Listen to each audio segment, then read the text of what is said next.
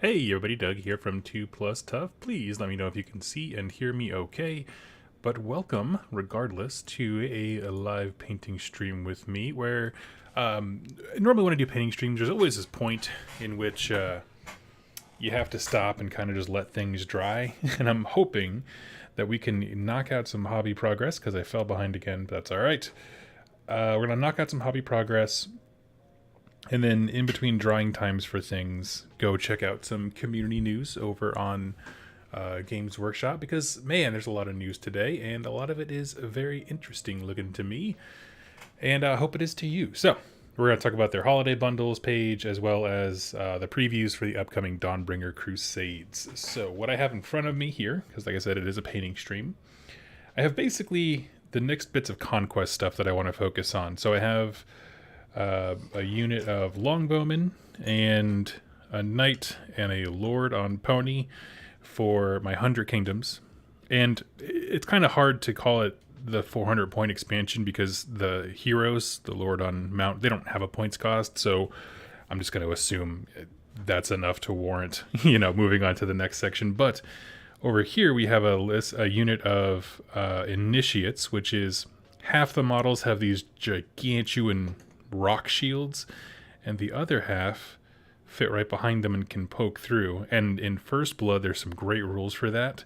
But even in Last Argument to Kings, there's some cool things. And these guys were a breeze to build, had no problems lining the shields up. It is quite honestly the opposite of the Lumineth one. Let's see. Did you see AMG's big announcement? New Star Wars skirmish game. Ooh, no. Was it Asmodee Games?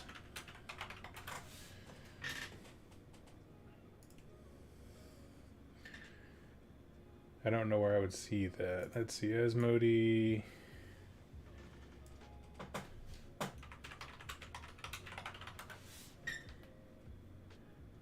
Shatterpoint. That's what I'm looking for, Shatterpoint.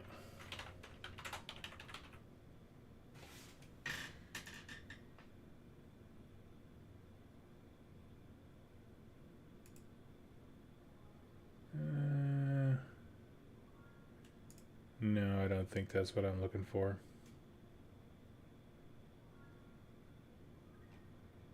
Nah.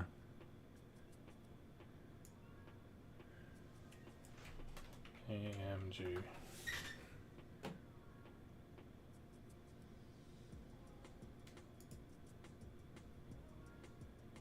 Nah. Oh, if it's just, I'm just gonna wait. I'll wait until someone puts it into a blog post. I'll wait for the salt river to flow from Legion players who are like, well, now I have to do this. That's a joke, but let's see. We got our mixing brush here, and I think let's start on ponies. So I need that. Let's grab a second mixing one just in case. I need to go through and prune this collection because most of these are useless. That guy you know. Hey, Doug. Hey. How is everyone? Now, I don't really have a desire for these two knights necessarily, so I'm going to just try some fun colors and we'll see what they come out as. I think I'm going to have him... A lot of his stuff is going to be purple, like his raiment that he's wearing. I skipped the cape and stuff, but I want him to kind of have that same noble look as the bodyguards. Maybe I'll do that. Maybe I'll make...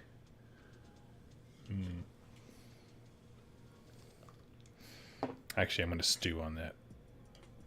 Because that needs to percolate in my brain just a smidge more. We're going to focus on these guys over here. Alright, let's grab some skin tone, and we'll start with the spear boys.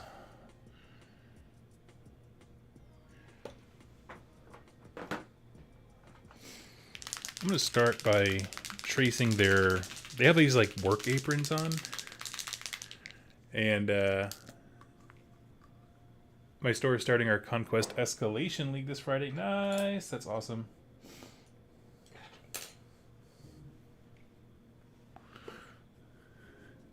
Oh, I got more horsies.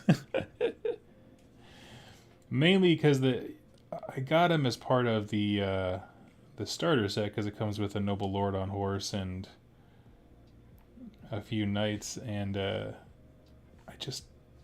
don't want to play 100 Kingdoms outside of First Blood. So I'm like, well, what do I do with these? And I was like, well, I might as well paint them.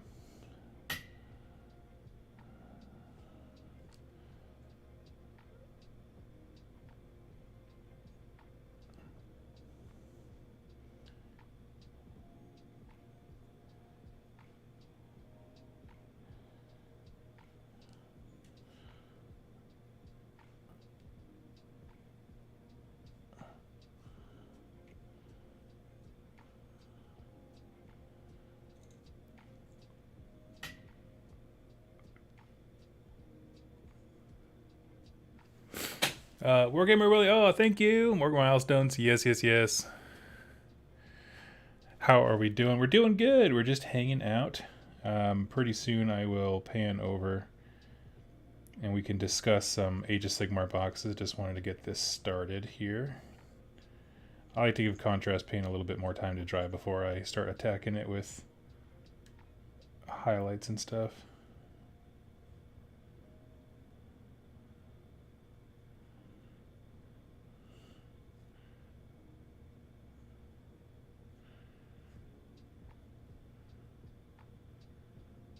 There we go. We'll fill out the apron. There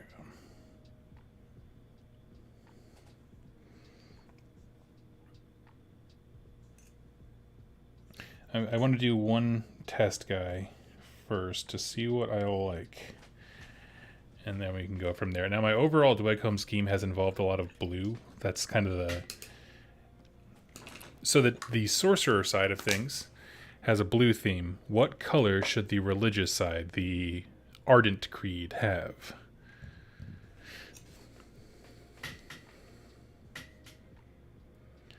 I want it to be something, let's say, green or red, lavender, like I said, dark maroon type color would be cool too. I just don't want to do like... I suppose I could do white, but I want them to be like dwarves, so they'd be all dirty and stuff.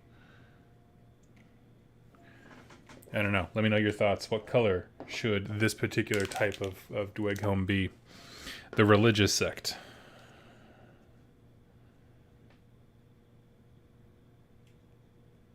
I just, the only colors that are off the table are blue and black. And black mainly because I do a soot effect on everything when I'm done, and so it would just not pop.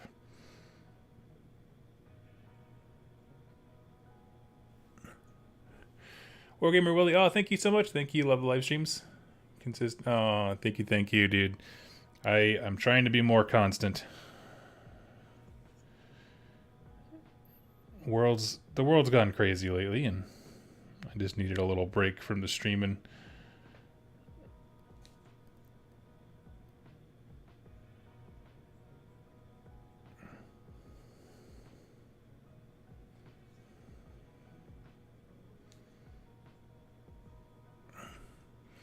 I feel like Ardent should be bright, warm, aggressive colors. I'd agree. We thinking like a red, orange, Aaron? You get to pick because you're the only... you contributed the most to our progress so far. Let me get some colors. Because what I like to do is put a base down of contrast and then build up with another layer. So we got yellow. A few different kinds of yellow. There's also Iron Jaws yellow if you want like true yellow. Nazdrag, I kind of like that one as a warm ochre kind of color. I think that one's in my high contenders. We got Griffhound Orange. We got Flesh Terrors Red. We got... What are you? You're nobody. Okay. Blood Angels Red. I am kind of either digging Griffhound's Orange because blue and orange go together, so if I ever put this warband with the Sorcerer warband, they would look cool together but without matching.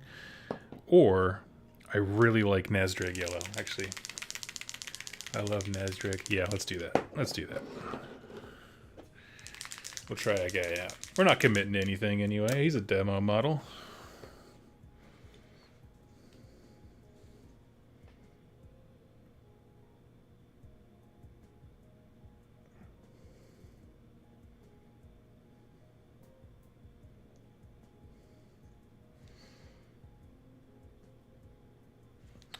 And I can already tell that outsourcing my decision making has already paid off. Anytime I can use Nadreg yellow, I like it.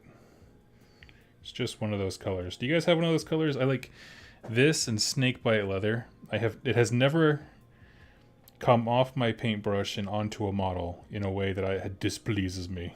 I'm just like, yes, anytime I can use this color because I know it's a sure win.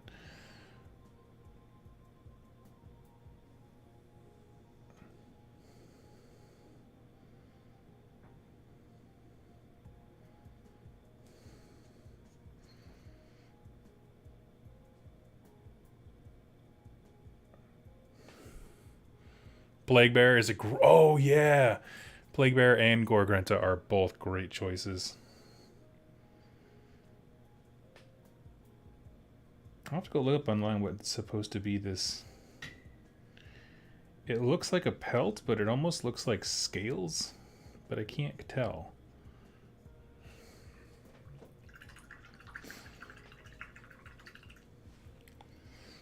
Now here's a question. He has these little like not banners, but I don't know, tassel type things coming down. Kind of makes his outfit look striped. Should I make those blue so he matches? But blue and yellow is not always the best scheme, so I wanted to throw that out there. While you're deciding that, I'm going to grab my skin tone, and then we can head over and talk about some Games Workshop news.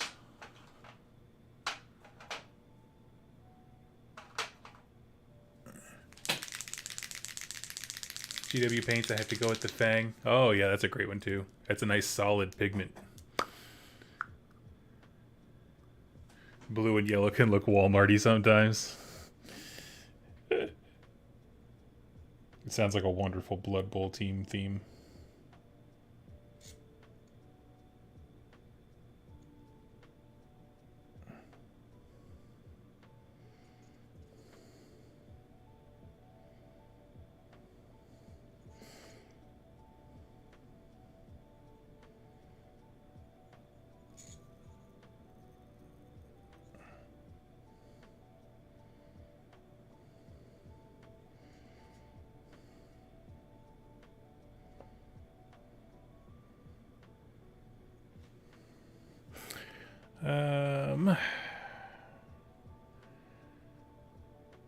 You know, that might not be a bad place for some dark orange.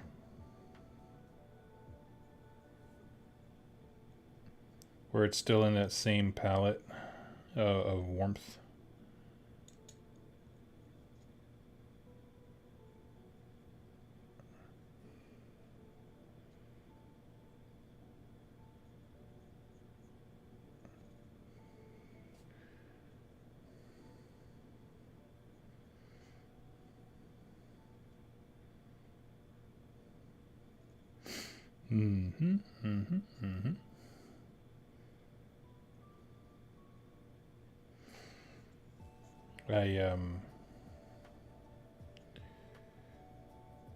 I'm very excited to get a couple more boxes of Initiates. Very anxious to.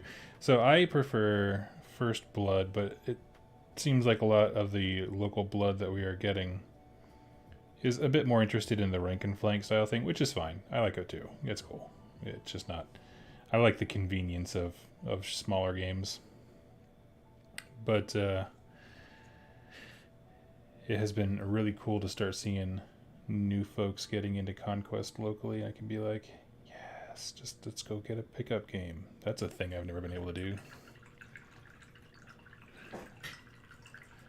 Let's see.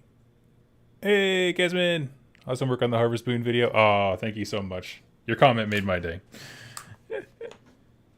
I'm starting Dark Mechanicum Army for 30k as my next project after listening to the last episode of Hammer Protects. Ah, that's awesome.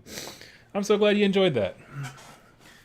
Okay, let's talk some news. So, we got a whole bunch of stuff here. Let's start with battle boxes, because I think they're the one I'm probably the most confident in. Essentially, if you're new to the Games Workshop experience, just about every Christmas, the last several anyway, they've had these, they call them battle forces, I think.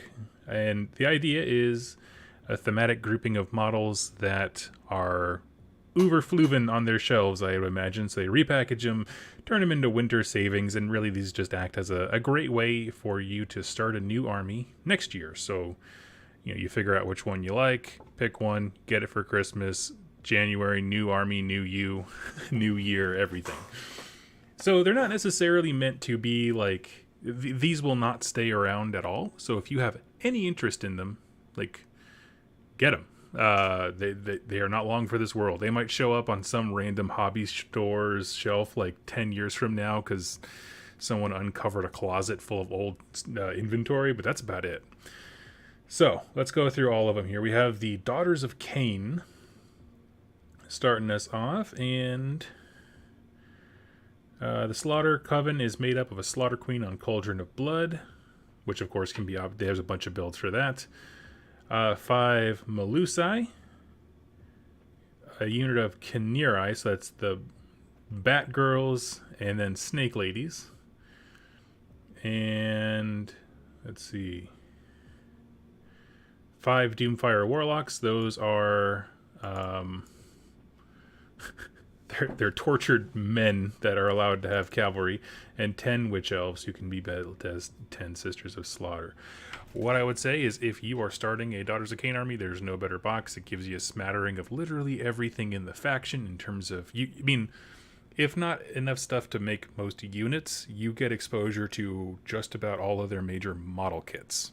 So, if you get, say, the 10 Witch Elves, you can see the bits for the Sisters of Slaughter there. And so you can kind of determine from there and use it as a big bits box and do all kinds of cool stuff. All the heroes are tied up in the Cauldron kit. It's a win. So, thumbs up for that one.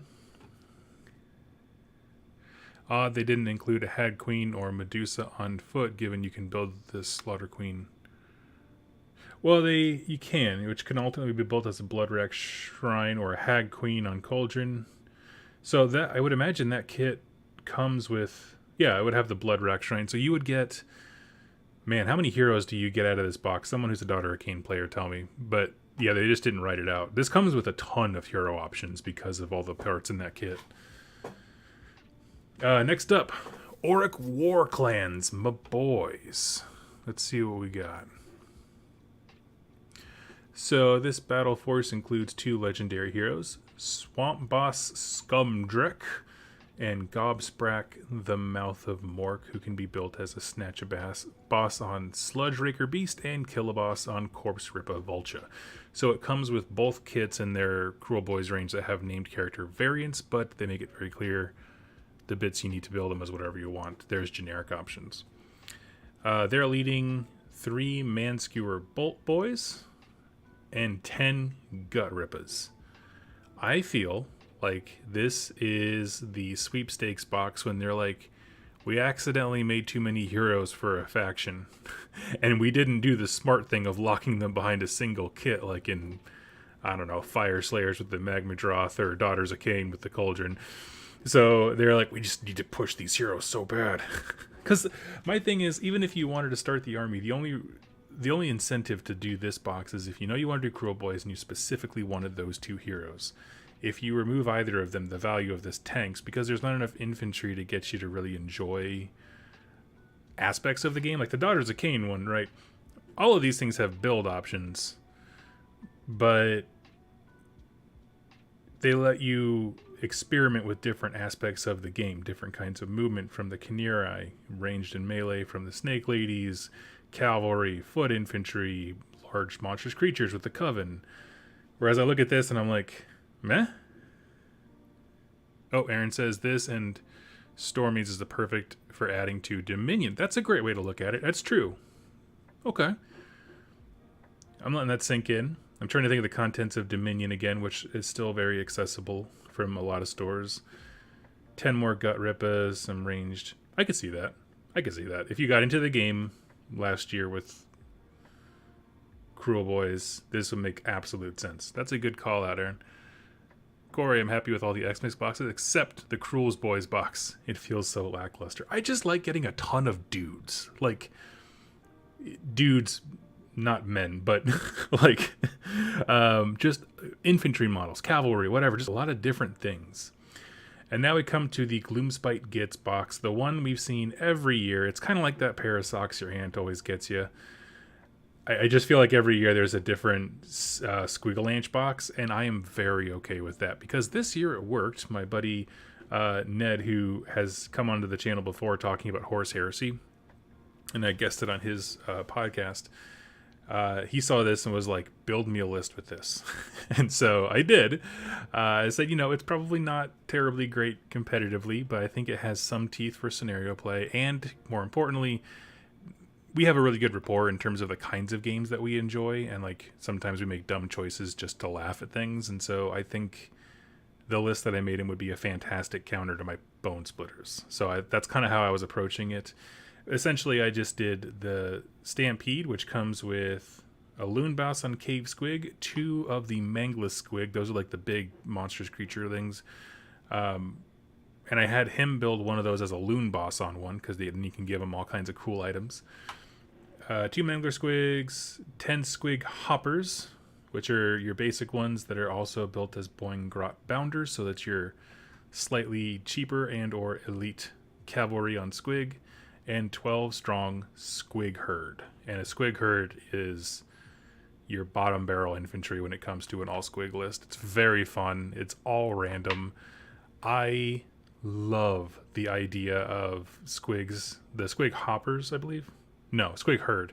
When they run away, they can do mortal wounds to whoever's nearest to them, friend or foe, and I love that stuff. It's just the best. So this one, we might see it every year, but if every year it picks up a Ned, we got him. Next is Skaven, and they have consistently had, I think for a few years, someone correct me if I'm wrong, I feel like I always see a Skaven box, and it's always just the start collecting box plus a random bunch of junk, which is kind of the lurch that the faction was in for a while. I don't think so anymore with their new battle tome, but product-wise, I still think so. Casman, I say make them both heroes because of the heroic action and command point use potential. And that's true. Yeah, there's definitely merits to that. That would give him 2 Loon Bosses, one on the small Squig, one on the Mangler. And I did say you could make them all 3. There's no reason not to, but yeah. So looking at the Verminous Host, we have a Grayseer and Screaming Bell, which is also the Plague Priest on Plague Furnace, a Warlock Bombardier, 3 Storm Fiends, and a whopping 40 Clan Rats and 40 Plague Monks. I'm going to say, dang, I just said before, I like boxes that just have lots of dudes. This is the ultimate dude box. This is just a lot of models. They're not their best. I still think the Clan Rats hold up very well. Plague Monks, not my fave. Everything else in there is absolute fire. But the thing is you're still ultimately building... It's sort of a toe in, toe out, because it edges in 3 directions, right? You have a Grayseer on Screaming Bell. You have some Verminous units, some Clan Rats, Plague Monks, Scryer things. This is such a Skaven box. Oh, yeah. Yeah, all it needs is a Doom Wheel, and you're like, hell yeah, brother. And then it'll touch every aspect of Skavendom. Next up is the Legion of Grief, which is, I think, similar to the thing we've seen before. I don't know if the Black Coach is in there, but you'll get Lady Olander, Mortarch of Grief, a Black Coach, 10 Bladegeist Revenants, 10 Dread Scythe Harridans, and 10 Grimghast Reapers. There are no multi-kit options that I can think of. And does anyone else know, are these things multi-kits that I'm not knowing as far as like different options? I think they're all individual. But I I will say that if you're someone who's looking to get into the game cheaply and you raided eBay for a whole bunch of very cheap Nighthaunt models from the last starter set, this is a great addition to those. But it's one of those things, like, if you need the units, there's no better way to get it. Aaron, thank you so much. All separate, yeah. If you need the units, there's no better way to get it. If you don't need them, pass. Revenant Wargrove. This was my call out for my personal fave. Not necessarily because nothing like this has existed before, but because I think it's a badass reflection of how great the Sylvaneth have become. Okay. So we'll get to that. Revenant Wargrove comes with Drycha Hammerdreth, which is one of the most underrated models in their range. Leads 2 Tree Lords, which of course those have all the options. Spirited Durthu, Tree Lord Ancients, blah, blah. 10 Spite Revenants, which are 2 units of 5. You can also build them as Tree Revenants, which are wonderful as well. And 16 Dryads. The reason I like this is I just like the idea of outcast armies. And this is probably the first book where I feel like that was a more meaningful decision. I still don't think Spite Revenants are where they need to be. But I really would like to see more of the Dreadwood. It's a great box. Would get one, but I already have too many. Yeah, I think it's a great set. That's what I'm saying. Like, if you wanted to do Sylvaneth, grabbing this and asking family to pitch in for like a single thing of Sylvaneth terrain is a wonderful way to start that army. Because with this, really the only thing that I would really suggest you get is a wizard. Because then you can access pretty much all aspects of the book, right? If you just had like a branch witch or something like that. So I like it. This one gets a thumbs up for me. And then our last one here, the Thunderstrike Spearhead, because the Stormcast have to have one, otherwise are they even the protagonist? And the Dawnbringer Crusade with a Knight Relictor, which is I like the Knight Relictor. 3 heavily armed Annihilators, 10 Vanquishers, 10 Vigilors, armed with bows, and there's a pair of Swift and Deadly Stormdrake Guard. So this one is interesting. There's, 1, 2, 3, 4, 5, 6. I count 7 units up to 8 if you make the Lord Draconis his own thing.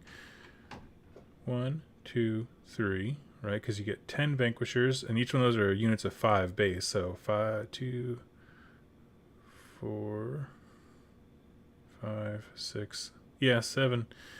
That's cool. I mean, it's a good expansion. If you, like I said, if it's a wonderful addition to Dominion. That's a great expansion of that range, because I think the thing that Dominion lacked was priest support. Because I feel, because the Cruel Boys had wizards, I wanted the Stormcast side to come with something equivalent to the Knight Relictor, so it could have spell stuff in that core set. But this is a wonderful addition to it. So, archers up front, the swordsman in the back, true tactical genius. Exactly. So everybody knows that you always strike your enemy where you least suspect them, and the Stormcast know this and are trying to think ahead onto what the Cruel Boys would do and to do the thing that is least expected so that the strike comes in their back line against the swordsman. Couldn't they throw in 4 more Dryads to make it an even 20? Yeah, no. It's... There was with the old Chaos Warrior kit, when they're all just kind of standing around like nice up straight, like they're waiting for the bus in their cosplay. Those also had strange numbers on the sprue, and you're like, why would you do this? But Games Workshop's done that for forever. I remember the old Fantasy Battles boxes of like Bretonnia Knights, and you're like, who wants 7 Knights? I don't want 7 Knights. I want like 12, or you know what I mean? Something to make a cool formation. There's just all kinds of strange numbers. Okay, so I'm going to pause there. I'm going to do a little painting, and we're going to ask, who are the winners and the losers? In my personal opinion, Cruel Boys and Nighthaunt are duking it out for the worst spot. Not because they're bad boxes, but because the the niche of people who would see the most value in them is probably the smallest in terms of like the pool of people. The Nighthaunt one, because it has a named character, like that will always affect people who already have the faction and don't want a copy of whatever. That eats up so much of the value of the box. Also, if you already have one black coach, do you want a second? I mean, you should, because then it's like, what are you doing here, right? But if it's not enough to sell, to sell you on the kit, people just say no.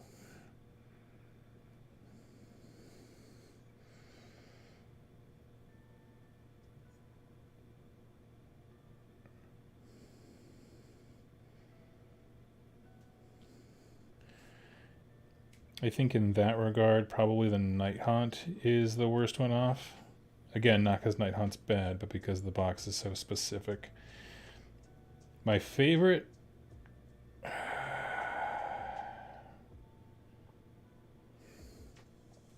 The Skaven one's a great one for trying to get people into a faction that is so deep in terms of its model pool. That's a tough ask, and I think it did a pretty good thing of highlighting a bunch of different Skaven stuff.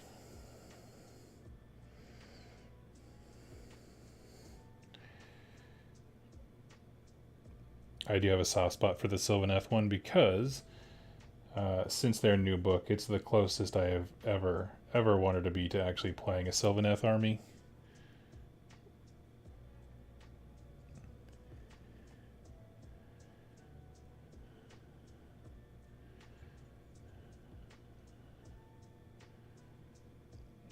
But I think with 3rd edition, I am truly well and buckled in with my bone split. It's just the game is so complex for me, and for whatever reason, run forward and die is a rule set that really clicks with me. I can't do much, but I can do that. So that's kind of where I've been teetering off.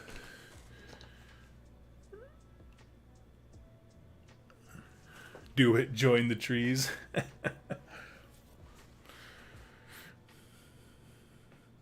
Let's see.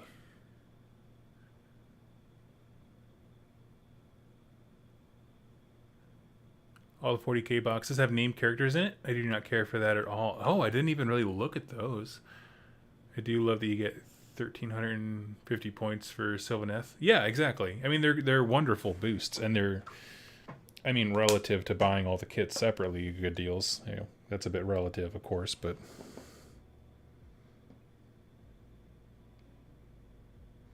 I'm trying to decide. So we have Nazdrag Yellow on the main outfit here, but he has these like tabards that come down. What color should be inside the tabard? Right now, I'm kind of eyeing Gryph-hound Orange and Eandon Yellow. And I'm going to leave it up to the chat. The only person who can't say is Erin because she chose the yellow. But I still want to throw this out there for someone.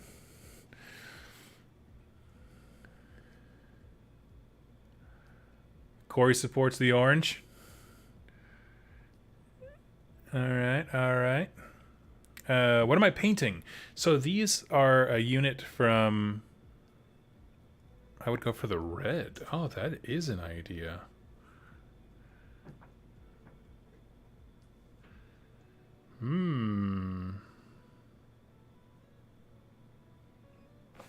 Hold on. I'm trying to use my big brain power to see what these colors would look like.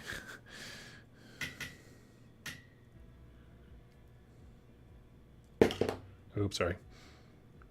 I think I'm going to go orange. I'll try it, because I mean, the nice thing about orange is it's so much easier to build up to red than the other way around.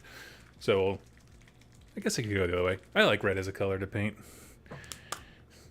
I was just thinking about it, I was like, actually, it's pretty easy to brighten up or temper down.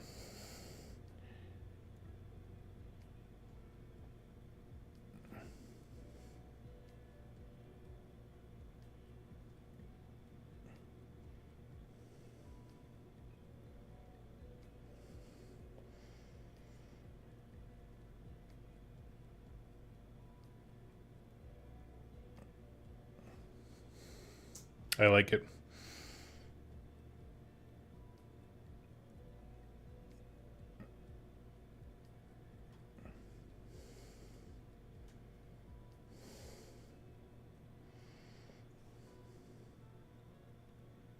Okay.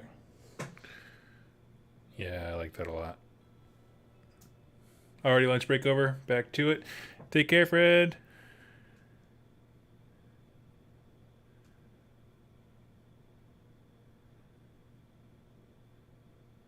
The orange may be vibrant enough where it looks good. The other dark yellow may have just blended into one color. Oh, I see what you're saying. Yeah, yeah. This is a unit. Oh, I'm sorry. Yes, I got confused. I got distracted. I mean, so this is a unit of initiates from the game Conquest by Parabellum. They are a little bit bigger scale than Games Workshop models, but I would highly suggest you check out the range because there are some really cool sculpts there.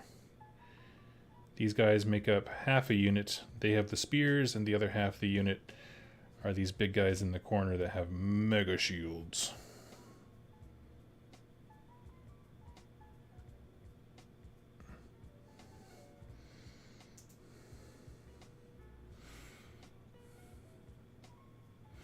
Color theory brain working. No, no, no. That's why I asked for it.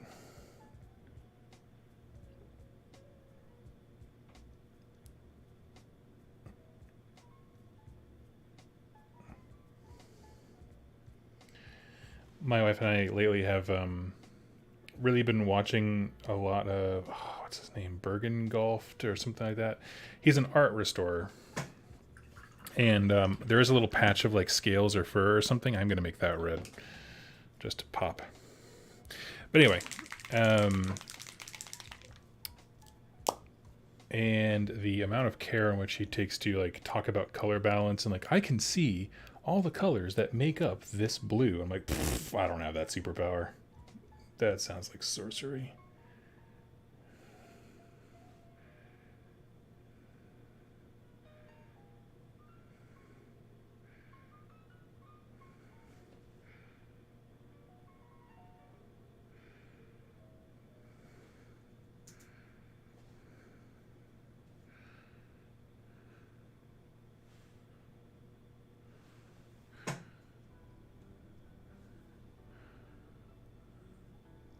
Have you tried the new Vallejo contrast like paints?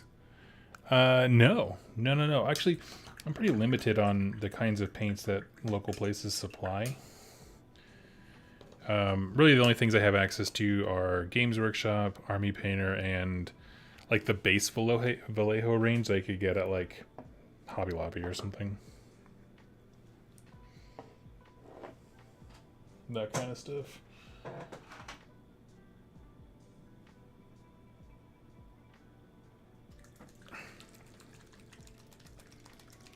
I'm gonna have the haft of their spear be wreathed in black as if they are tending coals in the deep parts of the planet.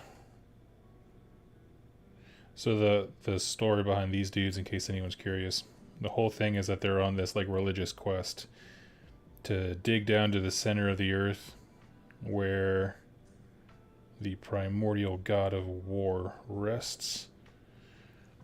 And they try to make a sacrifice to him to invite his power into them and become adepts. So they're initiates because they are beardless dwarves that are just on their journeys trying to obtain and earn this power.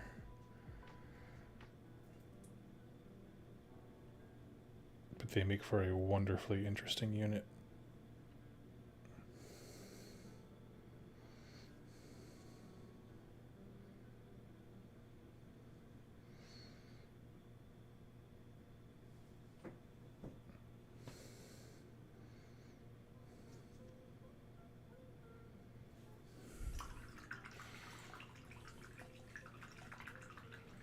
No palette, interesting technique. There never was a palette. Yeah, you didn't come to a professional, I said painting hangout, not come check out my professional studio. I'm really good at this. Hey Doug, not sure if you already talked about it, but those Dawnbringer sneak peeks are awesome. That's actually our next thing. I'm going to throw down this last color on some of the... Actually, I'm not going to do that. I want to see. There's some like internal parts of the armor here, but I think I'm going to go over with the orange on those to make it look like the yellow is his outfit, the orange is part of his gear. I think that would look good. I can build up the color later, but I'm trying to get a sense. Anyway, point being, we're going to get back to the reveal talk here in just a hot sec.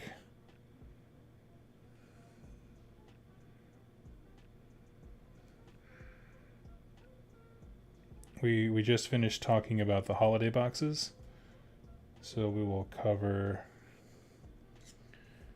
the Dawnbringer reveals next.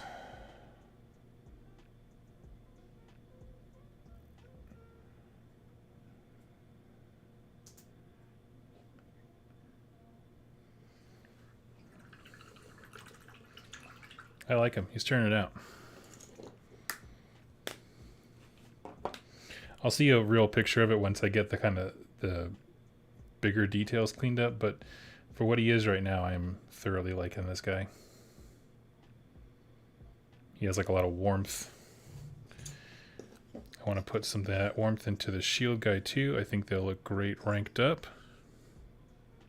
For the shields themselves, I was thinking of having like a really dirty ivory instead of a pure white or a slate gray or something. So we'll get to that in a sec. Let's go check out some Dawnbringer stuff.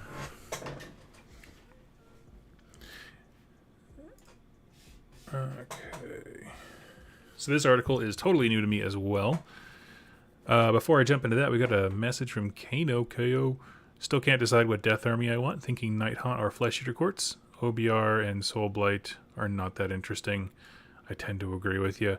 If it were between those two, for me, I like Flesh Eater Courts because a few reasons.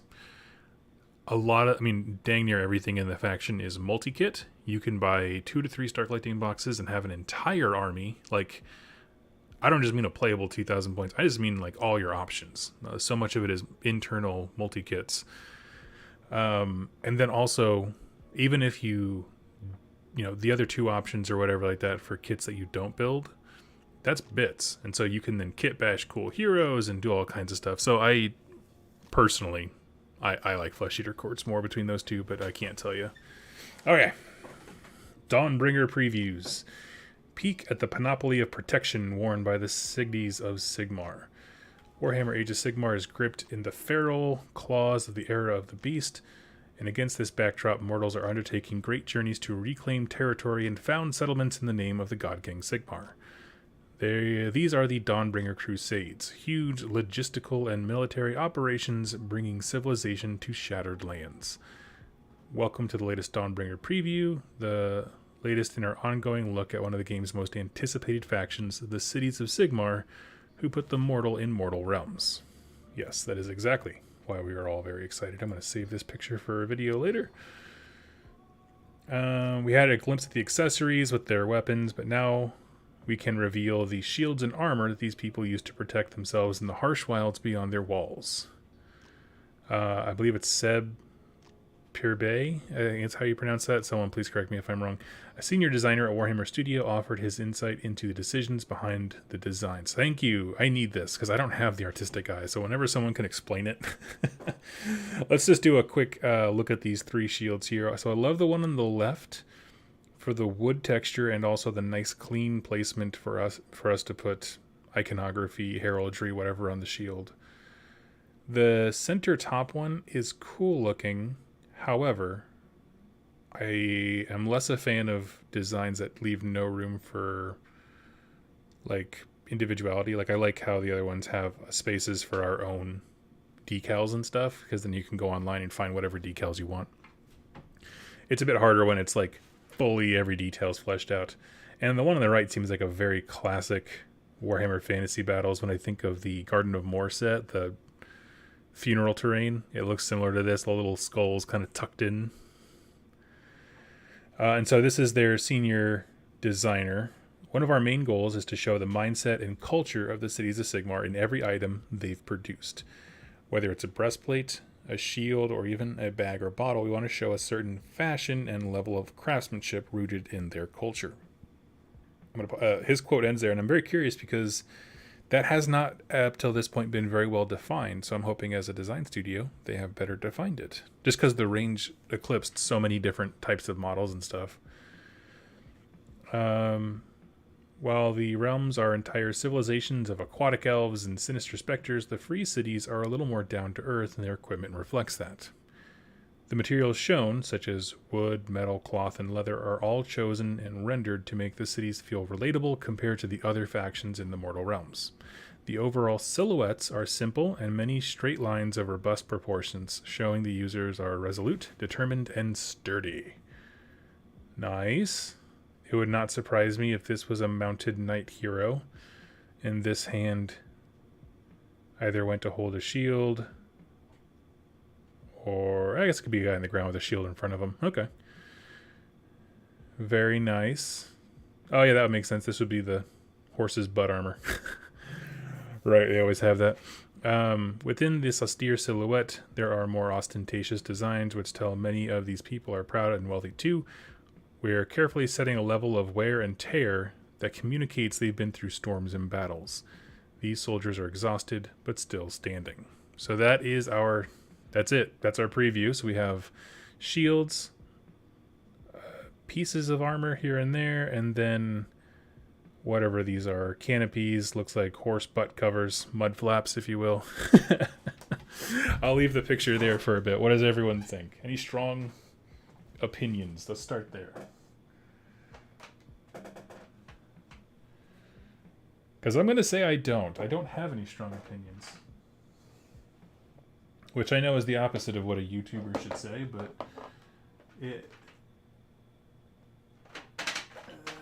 to me it really is just one of those, like, do you like it or not? If yes, then buy. The new Grumbrindle book is awesome and is talking about a faction of dispossessed that's trying to retake their ancient Karen, or Karakia. They mentioned units that don't exist anymore in City of Sigmar. Makes me wonder if they're bringing them back. That would be cool. All for that kind of stuff.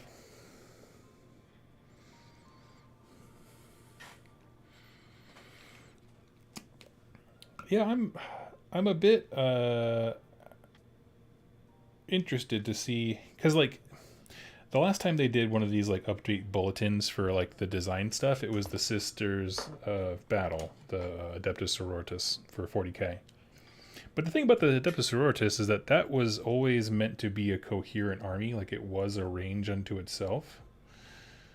And so the Cities of Sigmar issue that it's had so far has always been that it's just trying to cover too much, right? It eclipses humanity and dwarves and elves and different kinds of elves, very specific kinds of elves all over the place. And so it just kind of felt like it was pulled in a lot of different directions.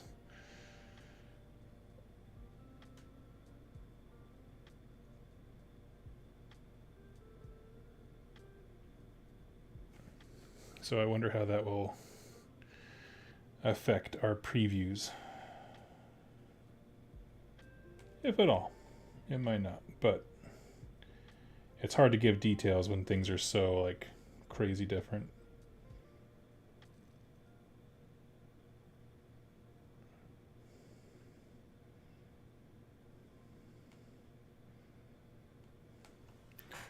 My opinion on... Oh, wait, hold on. Herald of Men... been painting Song of Ice and Fire minis to satisfy my lower fantasy painting urges. Look forward to these guys that honestly have took a little more ornate than I hoped. Yeah. I like them. I do.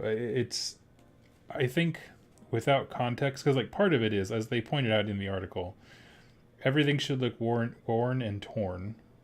And then you should have... Not should. I feel like the ongoing trope has been... Then you have like your leaders who look all bedecked in all kinds of crazy ostentatious stuff, and people grovel about them because why should they not be covered in dirt and pee and stuff? Which is fair. That's kind of the whole thing, right? Like people who have more than others, making them work and stuff. And then you get into this weird place where it's like, but now you can't tell what previews are for are pertaining to a basic soldier and which ones pertain to a noble lord. Like, are we seeing, are these the bits that are supposed to be tame for the purposes of, are, you know, compared to a noble lord? What the hell does that mean that guy's gonna be? He's gonna what does that mean? That's a cool idea, but it's, yeah, I see what you mean. It's all over the place because we don't have the full range. There's no context to know how crazy is this in respect to everything else around it.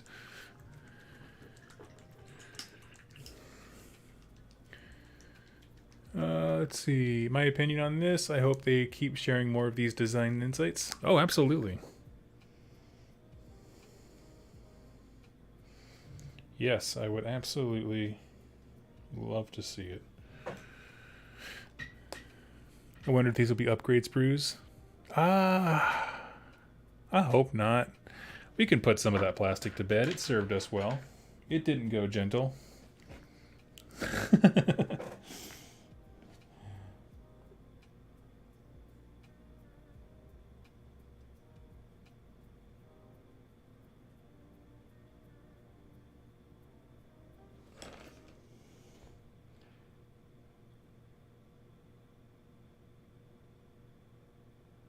Give me just a sec here.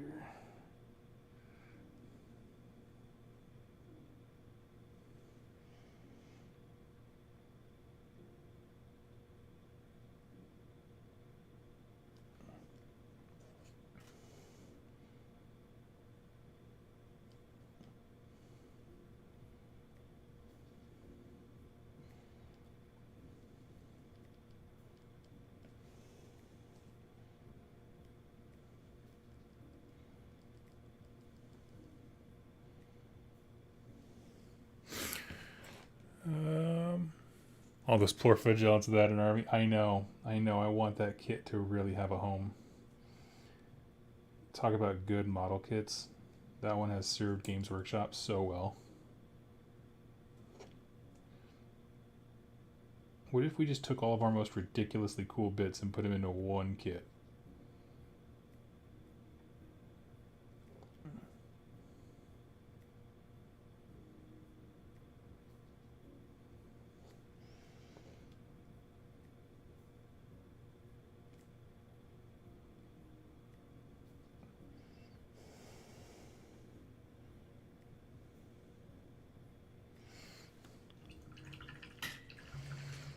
Okay.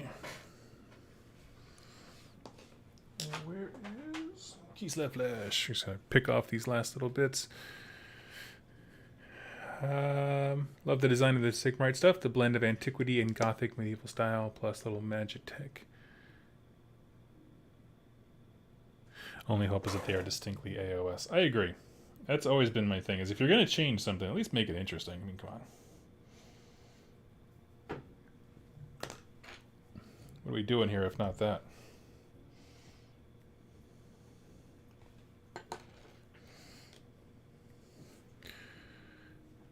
Okay. Have I seen... You know, somebody earlier had mentioned the Shatterpoint thing, but it was announced like literally 60 seconds before I went live, so I was probably already setting up the stream. Now, is it different than like Legion?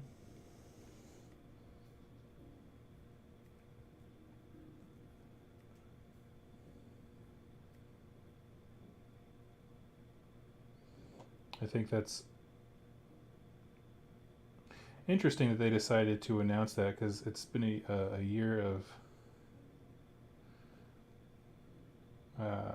concern from the Legion community that I have seen online as far as, is Osmodee going to change too much about Legion because now they have it rather than Fantasy Flight and all those kinds of things. So I'd be curious to keep up on it.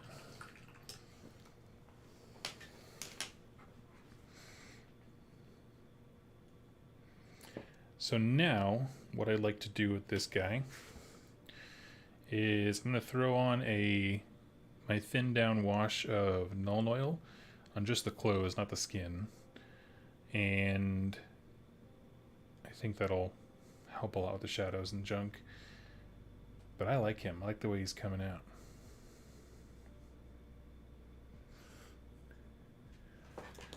It's a skirmish game.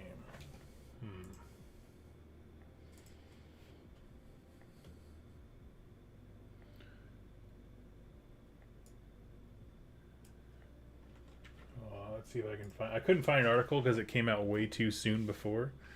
Here, I'll throw this so we're not watching a whole bunch of ridiculous things. Let's see.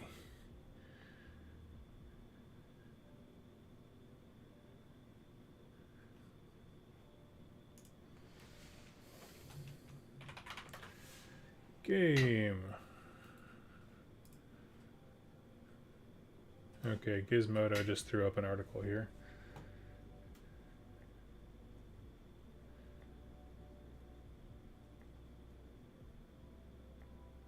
Okay, showing off some cool minis.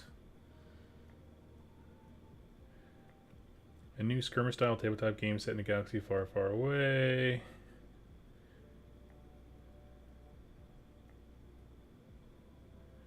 While the game will draw a few comparisons to ongoing Star Wars Legion, formerly made by Fantasy Flight Games, Shatterpoint appears to have more in line with Atomic Mass's Marvel Miniatures game, Crisis Protocol.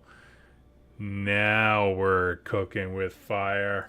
So far, the Impurity vehicles are like land speeders, bikers, and the force sizes appear to be much smaller.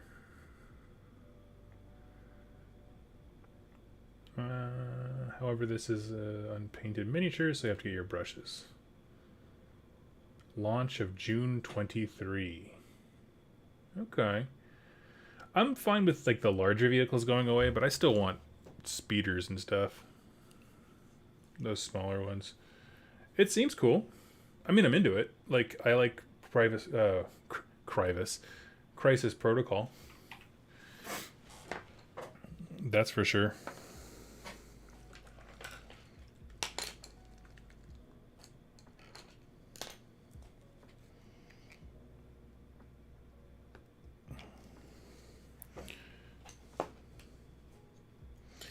Yeah, I mean, it seems like you can use the same models. I mean, I don't see anything that made me think it was its own range. At least in that article. I know it's a Gizmodo specific one, but has anyone else seen that? Is there anything unique about their models? Because if it's the kind of game where it's like a skirmish thing and like if they had an AI system where you could use the droids independently, like as your own enemy, that would be baller.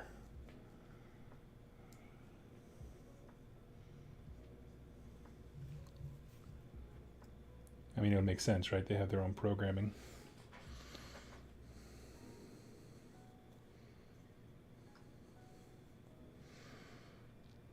Nice. I like him quite a bit. Okay, now we just got to paint a shield bro. We're going to start, now that we have a heads up on colors, let's crank those real quick.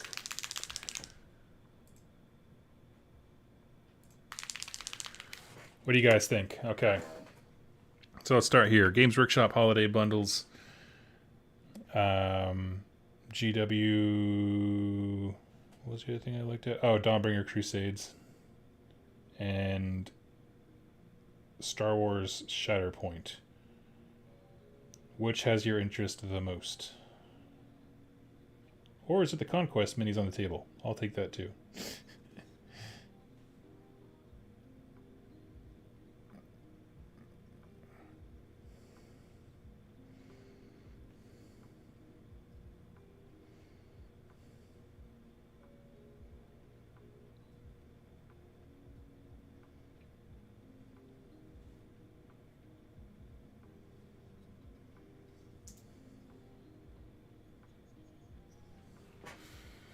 Dawnbringer stuff, personally, yeah.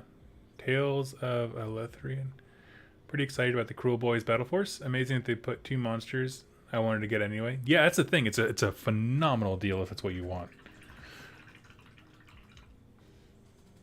What are you reading up on lore-wise at the moment? Right now, I am actually listening to 1,000 Suns for my Horus Heresy podcast that I do with Dan from...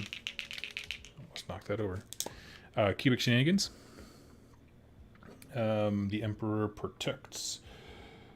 So that's what I'm reading currently. I will say... I say reading, it's an audiobook, but I will say I'm not the biggest fan of this narrator that they have, and I think the phrasing that John Oliver used once that I love is offensively British, and I appreciated that, and that's exactly how this guy is.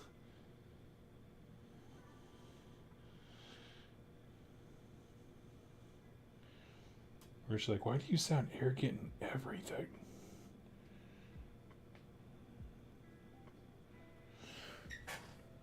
Hi, Doug. Hey, Lord Relic, what's up? Dawnbringer stuff. Yeah.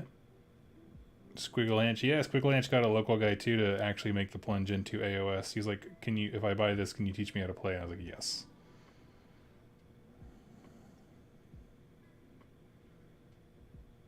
Anything, please, for the love of God, help me get more games in of AOS. It's the only thing that motivates me. To do hobby stuff, that's just always how I have been.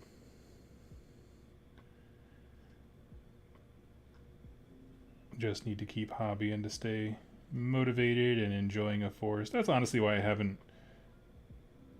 think that's a part of why I haven't moved away from the Bone Splitters. Just don't know what else I want to do.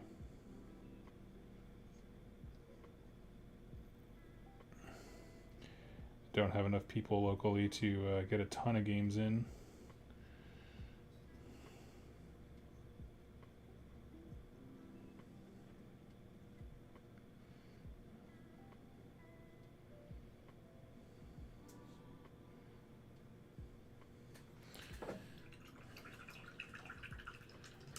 Alright, now we're speed painting this guy because we know his color scheme, right?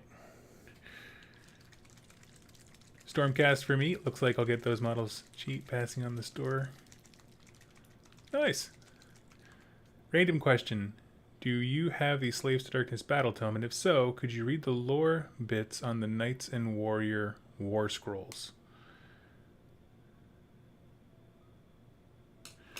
I got it right here. Let's see.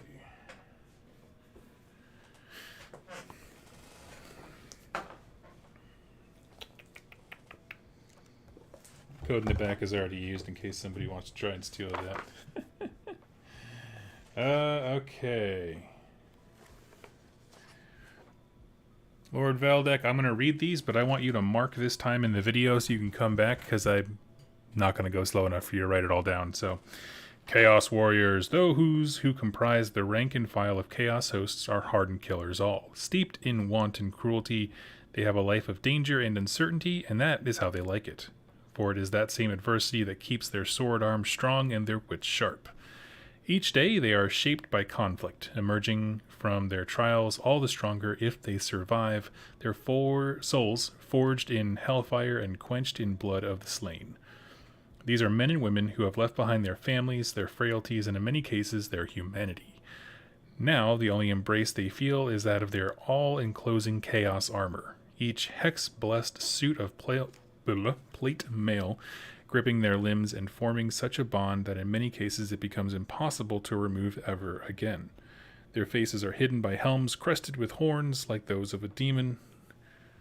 I guess were you asking for the flavor text on the entry? Because that's way too much to read to you.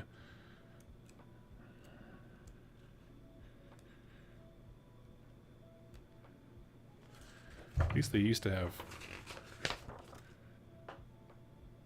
Oh, thank you. Yes, that occurred to me as I was a paragraph in. Okay, here we go. Yes, this little bit. It used to be up here. Here we go. Mark this time. Clad in hell-forged iron and swollen with dark blessings, Chaos Warriors are the bane of civilization. Entire legions of these armored killers march into battle in search of the divine favor, each warrior, the equal of several lesser mortals. Set your Chaos Warriors. Knights. The coming of the Chaos Knights heralds the death of empires. These dreaded champions charge fearlessly into the deadliest of battles, striking down foes all around them with their sundering blows from their ensorcelled weapons. There you go. Nailed it.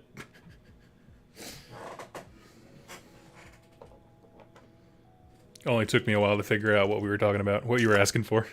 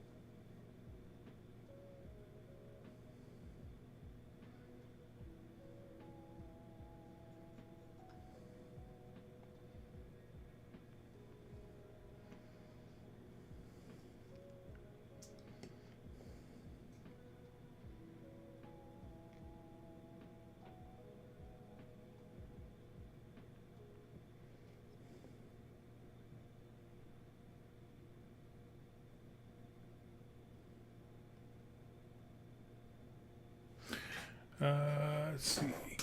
Well, thank you. It was certainly not much. Once I figured out what you were asking for, just as always, the part that took me a second in school.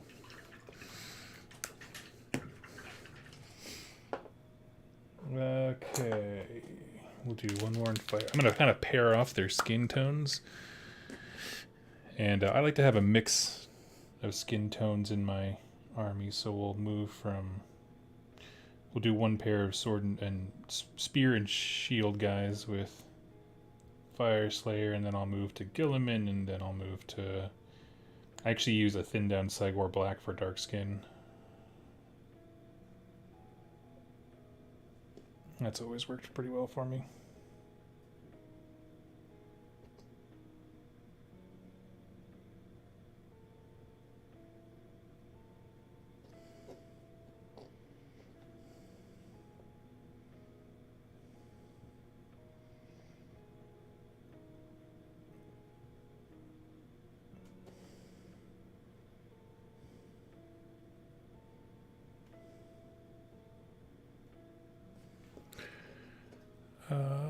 Are you planning on reading and reviewing the new AOS Black Library books? Hallow King, The Argonaut's Oath, about to start either Curse City, Hallow King, or Witch Hunter.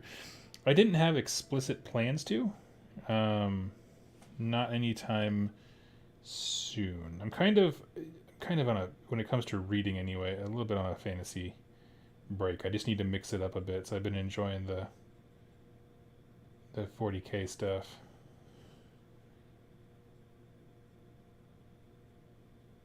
Sometimes I just gotta step away from sorcery, you know?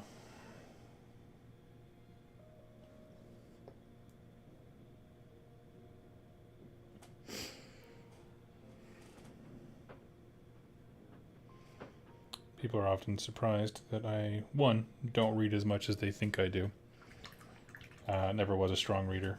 Terribly strong reader anyway. But also, that I tend to like science fiction a bit more. Hollow King is a great book. I will check that out, though. I enjoyed the Cursed City book. Have yet to read either. Currently working on Gloomspite Wolf. Gloomspite's awesome. I adored Gloomspite.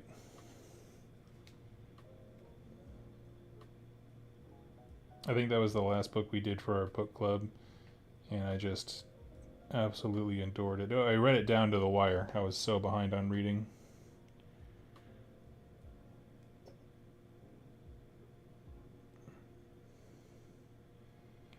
But yes, that book was a banger.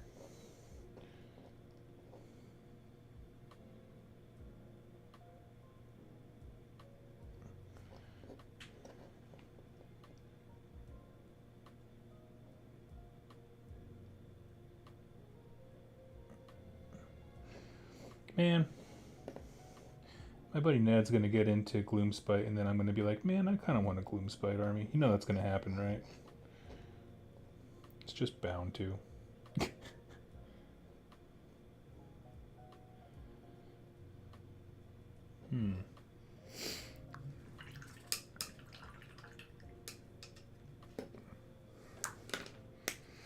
Okay, so I'm at this point where the boy needs to dry. Actually, we can throw the red on, but after that, the guy will need to dry. So I'm trying to take this time to think about what I want to do with these shields. They have a lot of surface area.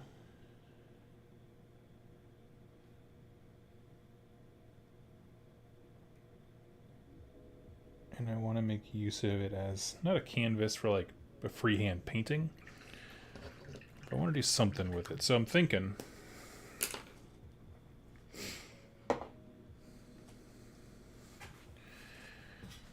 trying to imagine. I'm seeing these guys come at me. What does the front of this shield look like? That what is behind it is just as scary. I'm thinking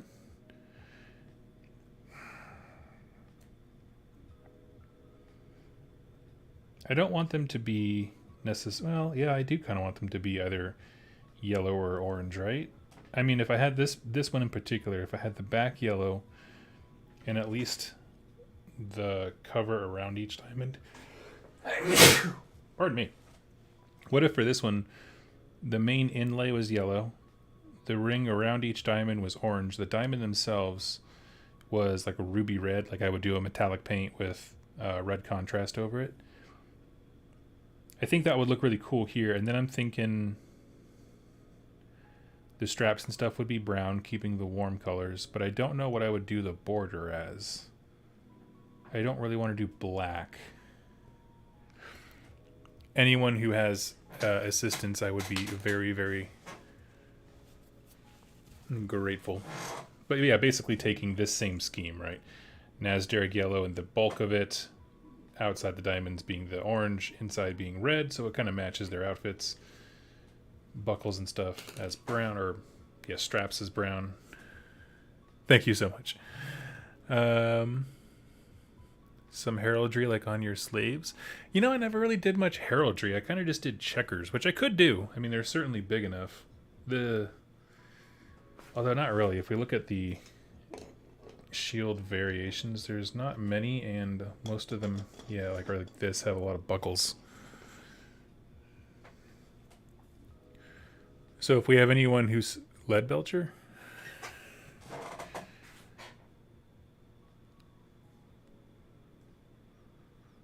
what about bronze? Would that be too much warmth? I don't know. Let's try it out. We're gonna just start. Like every grand adventure, it just starts with someone going, I'm tired of waiting. But yes, yeah, because you were saying lead belcher it's a great classic choice. Why not? Everything's good with a layer of lead belcher around it, except for bases.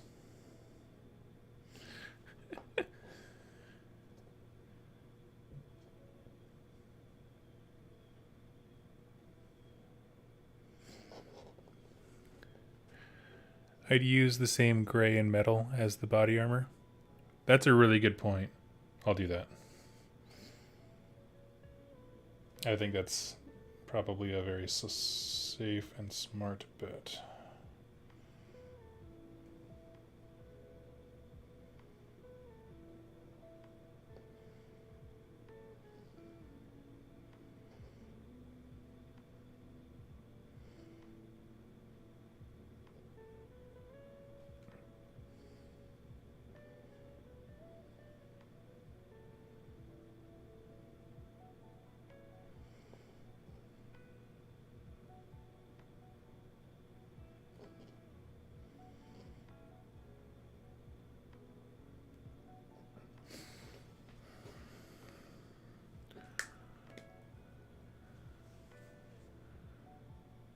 Do I have XV88? I'm probably somewhere, but it's most likely buried in the depths of my paint pile.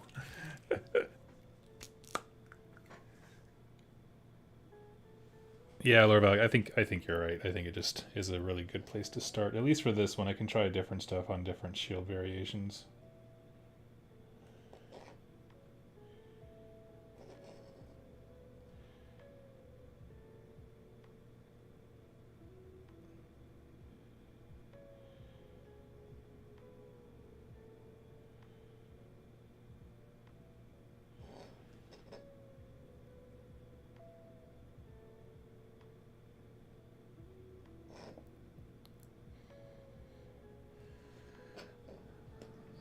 Okay.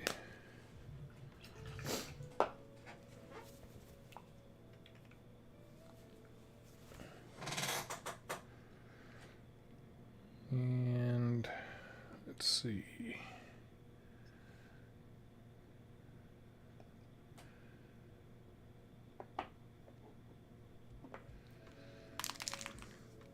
I'm just going to do red, and I can do a metallic medium glaze later.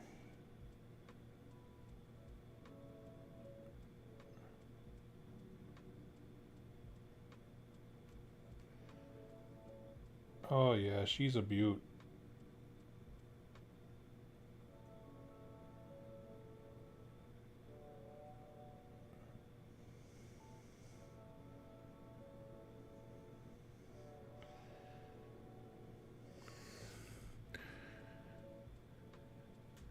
But I'm just Stegodon Blue. I love Stegodon Blue. That's one of the best. Truly, it is. Now I did the armor with the silicon gray and then went over with a layer paint to highlight it, and I kind of like it, so let's just do that.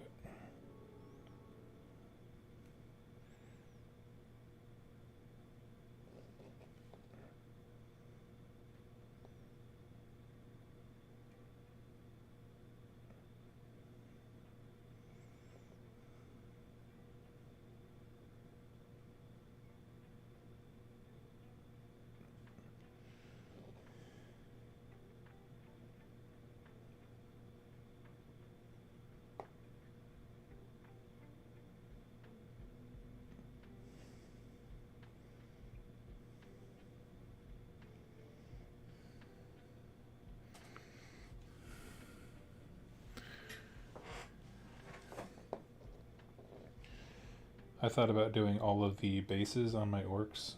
Right now they have a black rim, but this week I finished my display board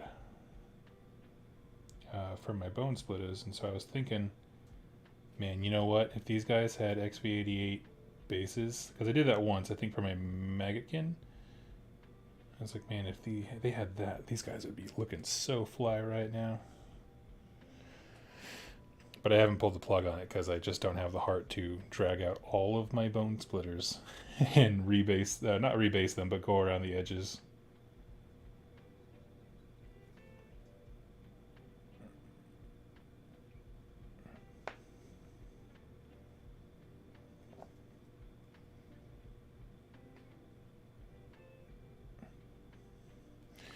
Here's a question. Should the inside of the shield be completely slab gray, as if there's no ornamentation whatsoever, or should the inside be yellow? I'm just going to say solid yellow. I'm not going to do any kind of oranges or anything like that.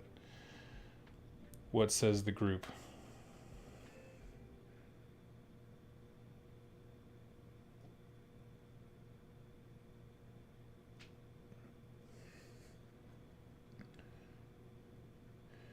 Basically, I'm asking, what color is this guy's face going to be rammed up against the entire battle?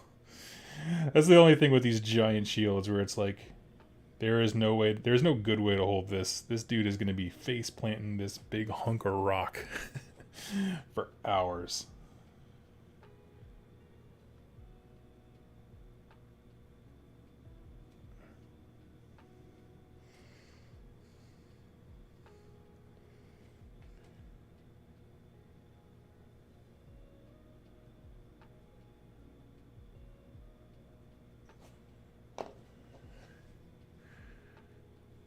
Brown, maybe?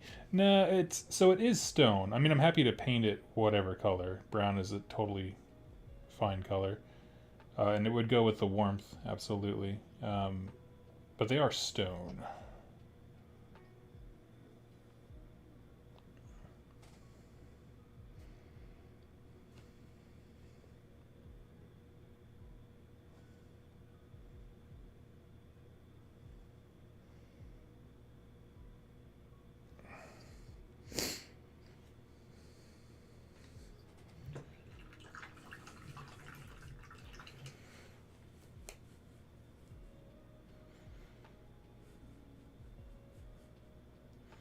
I would say gray. So this inside gray too. Yeah, let's just do it. Let's just fill it up on him. If nothing else, I want the eye to be drawn to the other colors, right? So it makes sense that we can have this be gray.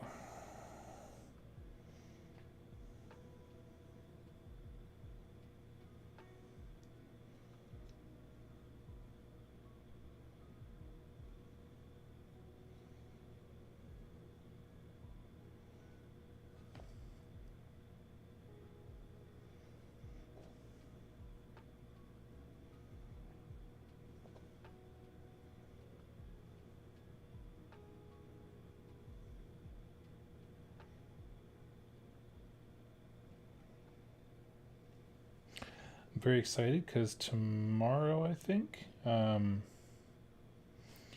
first 40k army of the current edition comes in. And I'm very anxious to get into the game. There's actually a really cool local group of guys. Also makes later colors pop. True. Yep.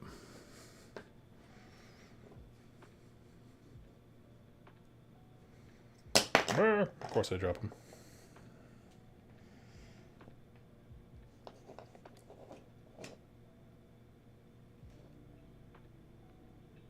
And I'm getting in with Black Templars.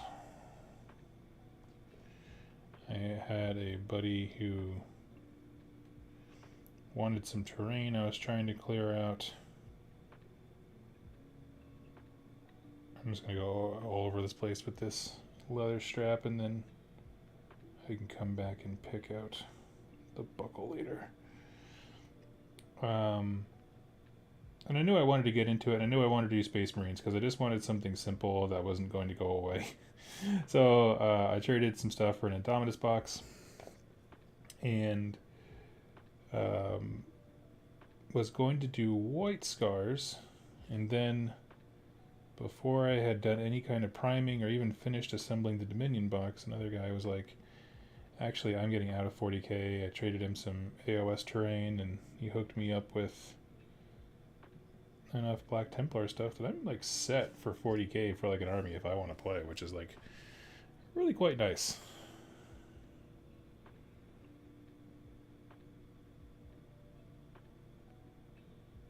Locally, there's a bunch of folks who play like 1,000 to 1,500 narrative games.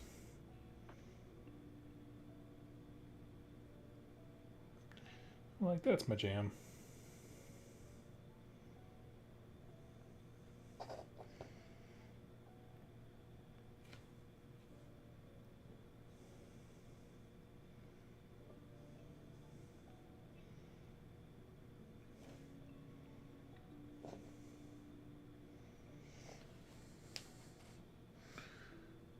He is coming together. Now, I think him more than the other one is going to look way better after a wash. Let me just grab some of these straps here. His outfit's a little different. It's got more belts. He's looking like a dang Yu-Gi-Oh character here with just buckles.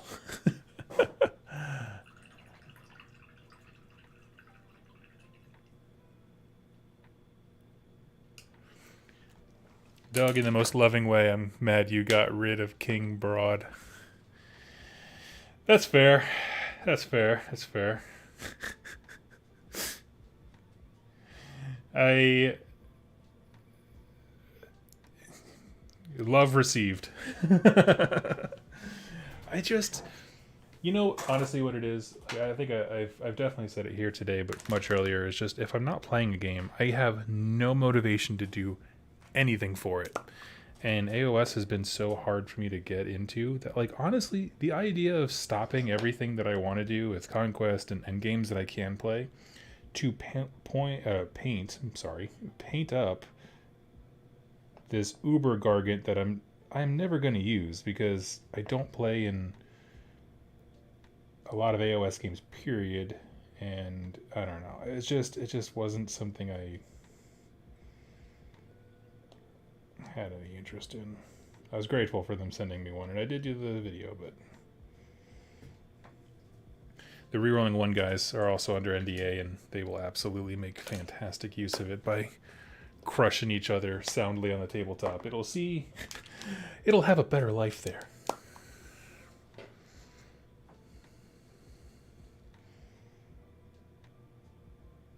I just want to deepen this red a smidge.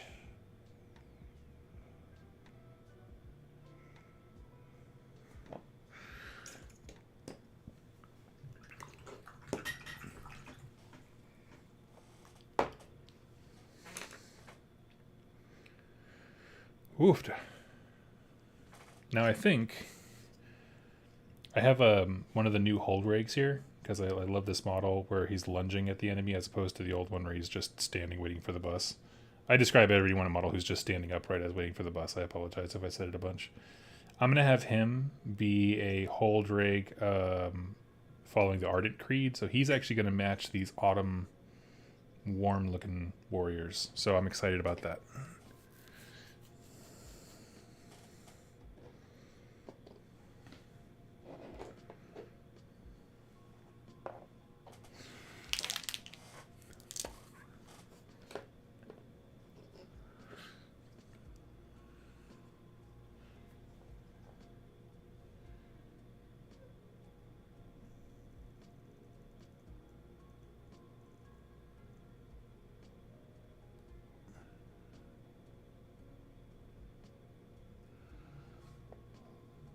Just closing up some of the patches here with the brown and the gray.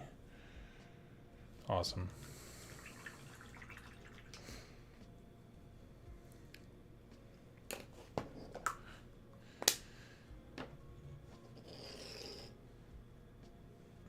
Now let me ask you this, Wolf, was that just because you wanted to see me using it? Or is there another reason? Because I have definitely more than once in my life gotten the email of, listen, I'm really upset that you traded away those Stormcast. I actually got into Stormcast because you were into them. And I was like, dude, I don't carry that baggage. Don't you put that evil on me, Ricky Baba.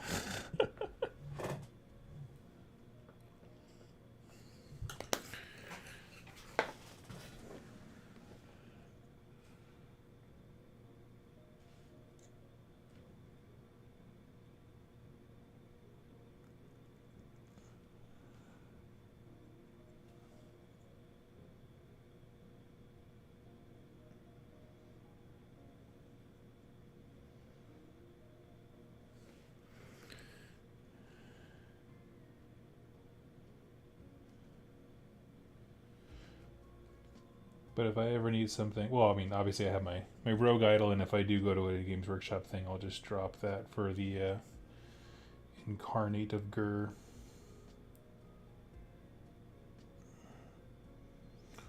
Or I'll just take a truckload more Savage Boys. I don't know, I could do that too.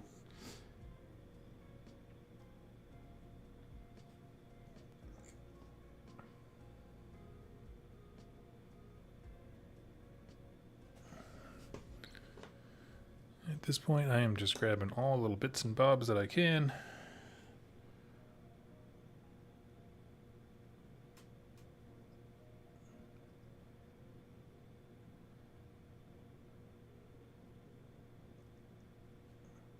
Oop.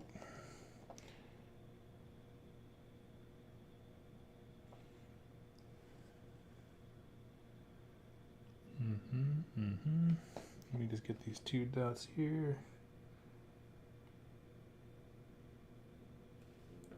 I do like these rivets as like a nice easy way to break up color a bit.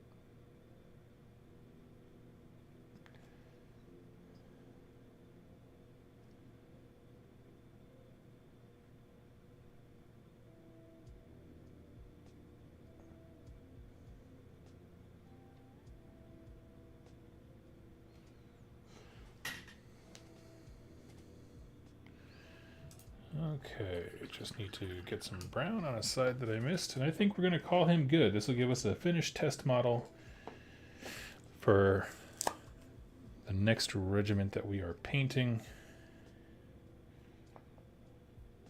And for me, that's typically the hardest part. Not really, buddy.